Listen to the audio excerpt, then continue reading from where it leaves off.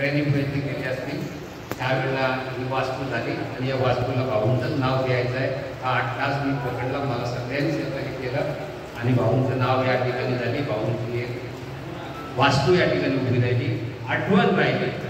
आज त्याच्यामुळेच आपण कार्यक्रमाशी घेऊ शकतोय. तर भाऊंचं तुम्हाला मी मगाशी म्हटलं की भाऊ धोतर लावून कुस्ती घालून व्यायाम खेळत यायचे. कधी कुस्तीला डाव शिकवायला शक्यतो उतरले नाही, पण बाहेरून त्यांची नजर, त्या नजरेमध्ये सगळे डाव येत होते. त्यांची बघण्याची जी ताकद होती, त्यांच्याकडे जो एक आत्मबल, ज्याला हे म्हणतात पॉवर, इतकी पॉवर होती की ते बसले की आम्ही तिकडे जोरात कुस्ती करत होते. का तयार झालं? त्याच्यात त्यांचं गुरु पण आहे. का तयार झालं? कुठेही कुस्ती असल्या स्वतः गाडीची व्यवस्था करणार, स्वतः पैशाची व्यवस्था करणार. पोलीस तालीम संघाचे ते काही वर्ष अध्यक्ष होते, काही वर्ष खजिनदार होते.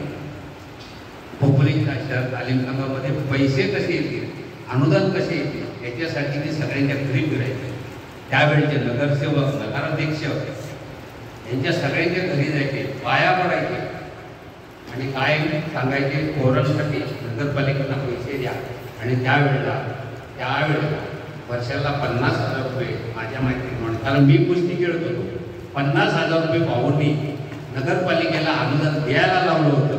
असं जवळजवळ 4-5 वर्ष, बरेच वर्ष चाललं. आणि त्याचा परिणाम असा झाला की आम्ही कुस्तीगीर जे काही होतो 15-20 जणच होतो, पण त्याच्यात ते जवळजवळ 6 ते 7 कुस्तीगीर महाराष्ट्राला खेळून नॅशनल खेळले.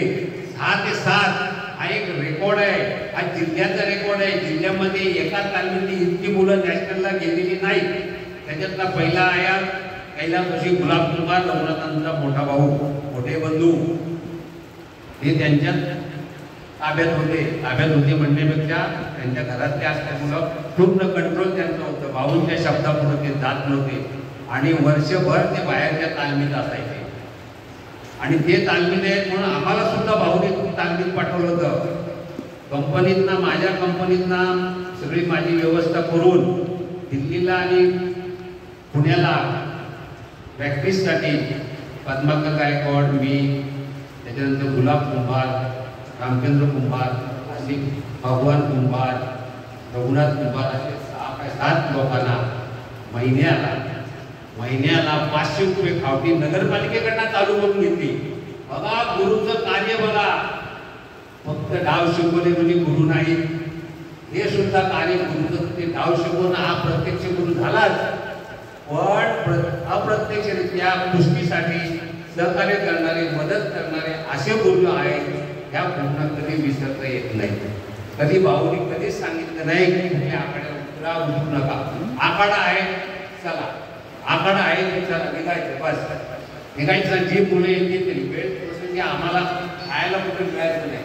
भाऊ चणे शेंगदाणे एवढे चांगले घ्यायचे, त्यावेळेला 10-15 रुपयाचे, म्हणजे आजचे 100 रुपयाचे. आणि शेंगा भुईमुगाच्या सगळ्यांना वाटायचे, खायचो. आणि तिथे जाऊ, तिथे भाऊ पहिल्यांदा त्या गावामध्ये कोणाला तरी भेटून आमची जेवायची व्यवस्था करायची. हॉटेलमध्ये जास्त खर्च करत नव्हतो आम्ही. मला तर हॉटेलमध्ये चिकन चिली खायला पाहिजे, तसलं काही नाही. भाकरी आणि वरण आम्ही सगळ्या ठिकाणी खात होतो. आणि कधी मटण पण असायचं, जे का असेल ते. पण कोणतरी भाऊंचे मित्र, दोस्त त्या गावात असायचे, ते आम्हाला जेवायला द्यायचे, आम्ही ते खायचो. सगळे मनापासून खायचो, कारण भूक मनापासून लागायची. तुम्हाला तर भूक मनापासून लागतोय ना सगळ्यांना. जेवताना सुद्धा मनापासून जेवण चला, श्रद्धेने जेवण चला. नको मला ते खायला पाहिजे, हे खायला पाहिजे, असं कधीच काही करायचं नाही. घरचं जेवण हे फार महत्वाचं आहे, लक्षात ठेवा. पेलवान लक्षात ठेवा, घरचं जेवण फार महत्वाचं आहे. आता बाहेर हॉटेलचं जेवण हे तुम्ही बनवताना पाहिलेलं नाही, तुम्हाला काहीच त्याचा अभ्यास वेगळा आहे, ते मी आता इथे सांगत नाही. पण हॉटेलचं जेवण शक्यतो टाळा, खाऊ नका. घरचंच जेवण खात चला. स्वतः बनवलेला खा. चिकन बिर्याणी असेल, काय असेल, बनवायचे आणून चालेल, ते खा. आपला विषय भाऊंचा आहे. तर भाऊने अशा प्रकारे खेळाडूंना बरेच वर्ष, जवळजवळ मला आता अंदाज आहे 10 वर्ष तरी भाऊने सगळ्या या खेळाडूंसाठी इतकं काही सहकार्य केले की सगळीच जबाबदारी ते स्वतः घेत होते सर्वच. मग त्याच्यामध्ये सगळेच मेडल लागले. एक उदाहरण सांगतो, भाऊनं किती आस्था होती. आम्ही अजमेरला गेलो होतो कुस्तीला. रामचंद्र कुंभार, काळ्या कुंभार यांचं वजन अर्धा किलो जास्त होता, 500 ग्राम वजन काय भरत नाही. शेवटी भाऊनी निर्णय घेतला, काय नाव्याकडे नेले, त्यांचे केस डोक्याचे काढले, त्या पंचाला लाज वाटली आणि भाऊनी त्याला घ्यायला लावला. हे भाऊचं कर्तृत्व, हे भाऊचं कर्तृत्व. पिंपरी चिंचवडला एकदा कुस्ती होत्या, आम्ही कुस्तीला गेलो होतो. मला त्यांचा आठवतोय 77ला पिंपरी चिंचवडला, मला वाटतं घोडेगावला कुस्त्या होत्या. आणि घोडेगावच्या सिंदोडला, आंबेगावच्या तालुक्याचा एक मुलगा पिंपरी चिंचवडच्या कंपनीतला होता. त्याच्यावर खेळायला त्याला फिरत होते जोड पाहिजे म्हणून. अडचणला विचारलं, मला भाऊनी अडचण नाही म्हटले. मला म्हटले सुभाष तुझा मुलगा हे गावाचा आहे, 5 गावांचा आहे. अरे तू जा खेळ तू जोरात. आणि असा चिमटा काढला ना की गेलो, किती 10 सेकंद पण लागले नाही त्याला, 10 सेकंद मध्ये मारला.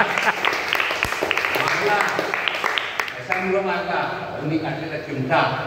चिमट्यामध्ये एवढी ताकद होती, एवढा उत्साह होता, एवढी पॉवर होती. त्या भाऊने राग दाखवला माझ्याकडे. स्वतःला कमी का लेखताय? कुस्ती खेळताना स्वतःला कधीच कमी लेखायचं नाही. समोरचा पेलवान आहे ना, त्याला 100% पाडू अशी मनात जिद्द धरा आणि त्यांच्यावर खेळा. मग हार घेत